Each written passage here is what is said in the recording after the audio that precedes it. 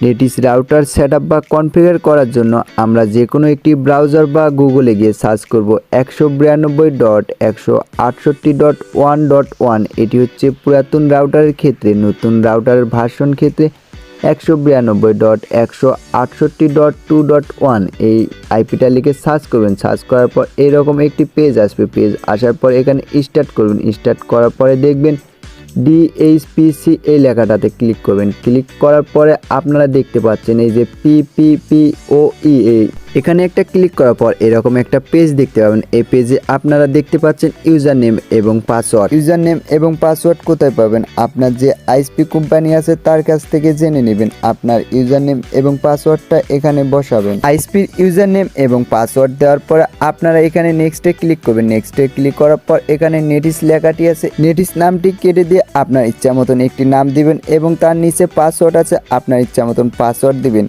তারপরে আপনারা এখানে একটি সেভে ক্লিক করবেন। ক্লিক করার পর আপনার কনফিগার করার কাজ শেষ। এবার আপনারা কানেক্ট করে দেখতে পাবেন। কানেক্ট করার পর 1 থেকে 2 মিনিটের ভিতর আপনারা দেখতে পাবেন এখানে ব্যান্ডউইথ টানতেছে, মানে আপনার কাজ সম্পূর্ণ ক্লিয়ার। হ্যালো ভিউয়ার্স, আসসালামু আলাইকুম। আমি ভাদুরা নেটওয়ার্ক থেকে আকাশ। আপনার এই ভিডিওটা দেখে যদি ভালো লাগে থাকে অবশ্যই লাইক কমেন্ট করে বলবেন এবং বলবেন আপনাদের কি রকম ভিডিও চাই। নেটিস রাউটার সেটআপ বা কনফিগার করার জন্য আমরা যে কোনো একটি ব্রাউজার বা গুগলে গিয়ে সার্চ করব 192.168.1.1। এটি হচ্ছে পুরাতন রাউটারের ক্ষেত্রে, নতুন রাউটারের ভার্সন ক্ষেত্রে 192.168.2.1 এই আইপিটা লিখে সার্চ করবেন। সার্চ করার পর এরকম একটি পেজ আসবে। পেজ আসার পর এখানে স্টার্ট করবেন। স্টার্ট করার পরে দেখবেন ডিএইচপিসি এই লেখাটাতে ক্লিক করবেন। ক্লিক করার পরে আপনারা দেখতে পাচ্ছেন এই যে পিপিপিওই এখানে একটা ক্লিক করার পর এরকম একটা পেজ দেখতে পাবেন। এই পেজে আপনারা দেখতে পাচ্ছেন ইউজার নেম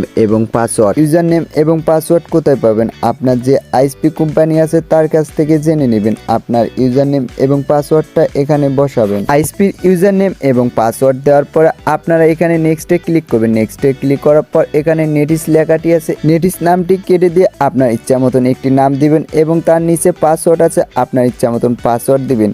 তারপরে আপনারা এখানে একটি সেভে ক্লিক করবেন। ক্লিক করার পর আপনার কনফিগার করার কাজ শেষ। এবার আপনারা কানেক্ট করে দেখতে পাবেন। কানেক্ট করার পর 1 থেকে 2 মিনিটের ভিতর আপনারা দেখতে পাবেন এখানে ব্যান্ডউইথ টানতেছে, মানে আপনার কাজ সম্পূর্ণ ক্লিয়ার। হ্যালো ভিউয়ার্স, আসসালামু আলাইকুম। আমি ভাদুরা নেটওয়ার্ক থেকে আকাশ। আপনার এই ভিডিওটা দেখে যদি ভালো লাগে থাকে অবশ্যই লাইক কমেন্ট করে বলবেন এবং বলবেন আপনাদের কি রকম ভিডিও চাই।